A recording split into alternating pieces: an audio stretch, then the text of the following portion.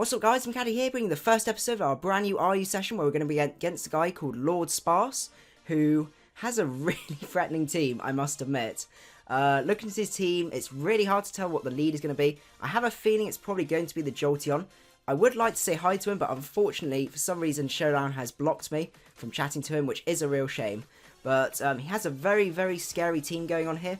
I think, to be honest, in terms of lead, I'm still happy to go for the Ding Dong, so I think that's what we're going to go for. So he leads off with the Jolteon as we lead off with Ding Dong here, which means we are able to get the Trick Room up, which is absolutely excellent. So that's what we're going to go for. We're going to go for the Trick Room as he goes for the Volt Switch, which is fair enough. By the looks of that, that's probably Specs damage right there. So that's definitely a really useful bit of information to gain from that. But in terms of what he's going to bring in, I'm not too sure. Maybe the Magneton, thinking he's going to be able to take us out. But I think we can then use the opportunity to set up our Stealth Rocks. He does lack a Rapid Spinner or Defogger there, so that's probably the best way to go. He does go into the Scrafty here. Now, we should still outspeed, so I'm still thinking that Stealth Rocks is the way to go. We are physically defensive, and I don't think he's going to be going for Dragon Dancers or anything like that. And I think getting the Stealth Rocks up is probably more useful to us than getting that Explosion off, as we do live that as well, so we can actually get the Explosion off as well. So that's going to be absolutely excellent. We can get a really, really good amount of damage off on the Scrafty, and that gives us the opportunity to go out into most likely Gramble there, because we can get a we could go for the Power Up Punch, I think, maybe, or even just go for a Play Rough, because none of his team really appreciates that, and we can cover the rest of that. So I think that's the way we're going to go at the minute. And if we can get the Scrafty out of the way, that means life becomes so much easier for the rest of our team, because that is obviously his only Dark type right there. We do obviously get the Intimidate drop as well, so I do anticipate him switching.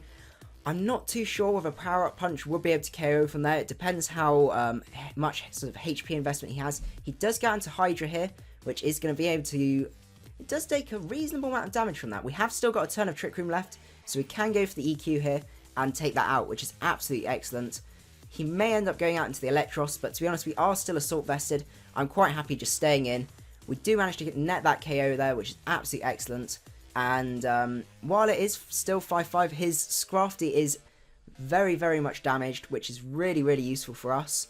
And he doesn't really have a particularly good switch for us, which is also incredibly useful. He does go out into Zippity V2. I'm quite happy going for the Play Rough here, because I think he's going to Volt Switch and go out into the Electros, baiting us to go for the EQ here. And as I said, I'm quite happy to take that hit. That shouldn't be... Yeah, it does a reasonable amount. It does get the power. We do manage to break through as well, and we can KO him from there. So that was an absolutely excellent turn. In terms of what he's going to be bringing in next, I'm not too sure. This is why I really like this team so far. It's so bulky that even outside of Trick Room, you can take a hit and just smack them back, which I'm really liking. I'm tempted to maybe experiment a bit with an Aromatisse, but I think for the time being we're going to keep it like this. It would be good if we had the Aromatisse. We can definitely get a little bit more support for this team, but I think for the minute I am quite happy.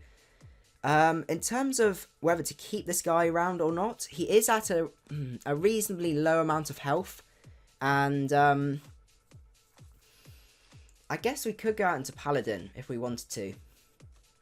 But I would rather go out into that afterwards, because we can go for the Mega Horn. Nothing really wants to be taking that. So I think it's probably time for Underbite to go down. And I think that's what we're going to do.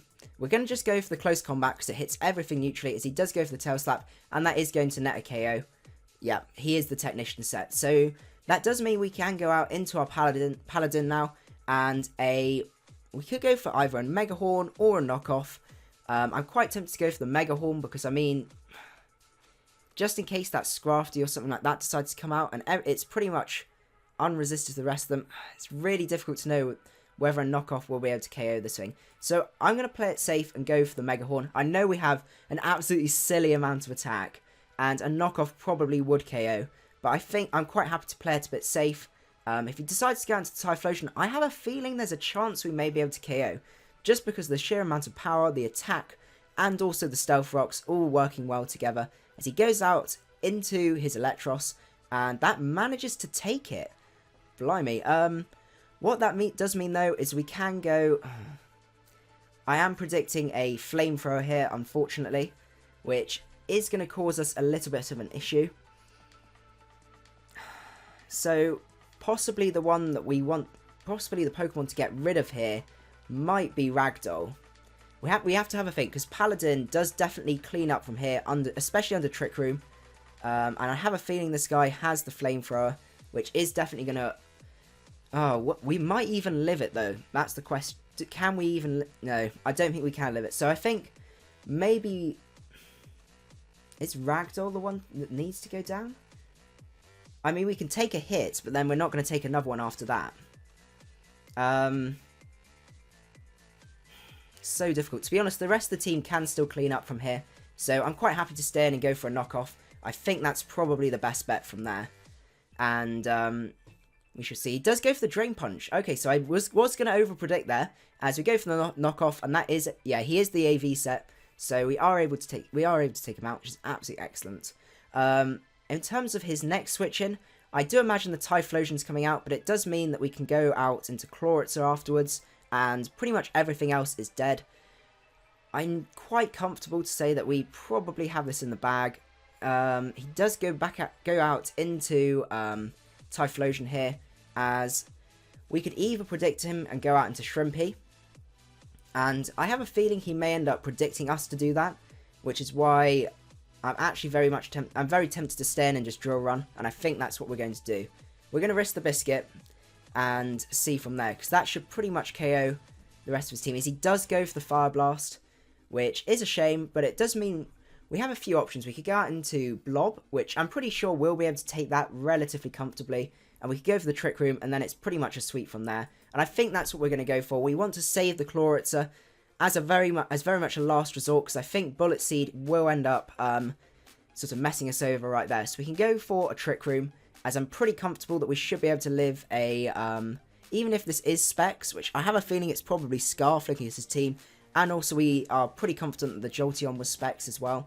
So this is probably his choice Scarfer.